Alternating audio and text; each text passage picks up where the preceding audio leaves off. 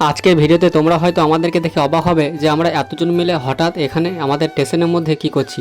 তো আমরা ভোরের ট্রেনটা মিস করেছিলাম, তার জন্য 6টার একটা ট্রেন ছিল, তাই আমরা চলে এসেছিলাম আমাদের বাজারে গদাপুর স্টেশনে। সবাই মিলে একসাথে এসেছিলাম, কারণ কোথায় যাব সেটাই তোমাদের বলবো।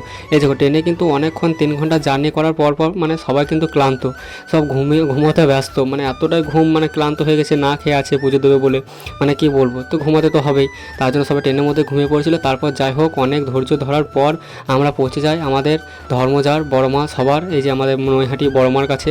অনেক মানে জার্নি করেছি ট্রেনে, কষ্ট করে এই পর্যন্ত পৌঁছে গেছি। আর এদেরকে দেখছো, এরা কিন্তু গঙ্গা থেকে দণ্ডি কাটতে কাটতে এভাবে আসে। আর এই যে আমাদের সবাই মিলে কিন্তু এখানে ছিলাম, যারা সবাই মিলে এখানে কিন্তু বড়মার টিক্কা যে লাগানো হয় কপালে, লাগিয়ে দিয়েছিলাম।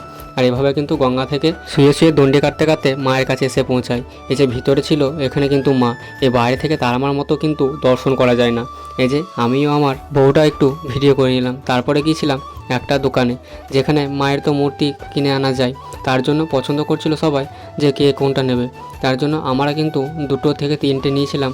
তারপরে আসার পথে এই যে মায়ের মন্দির, আমরা শেষবারের মতো একবার দর্শন করে জয় বর্মা বলে সবাই বাড়ি ফিরে চললাম। তোমরাও কিন্তু জয় বর্মা লিখে যেও।